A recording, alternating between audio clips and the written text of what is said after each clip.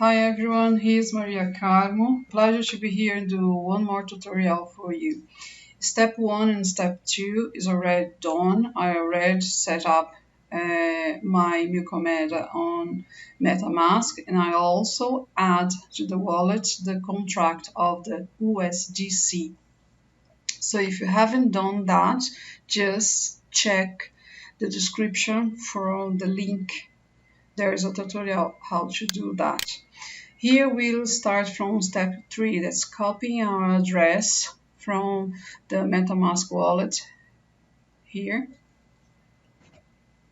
and pasting it on our Cardano wallet. Here I just cover my address, but I just paste it here. This wallet, this terminal, doesn't need any configuration. You paste the address here in a few seconds, shows this information, and it's enable you to go to the next step. Here you type in 3 ADAs and add token because you're going to send some ADAs that will become Milkomeda, and also add the madUSDC and madWETH to your transactions. So here you can add all, or you can type in a value and add this value to your transactions. Type in your spending password, sign the transactions, and then you submit. Now you just need to check Metamask in a few minutes and see if you are set or transferred over.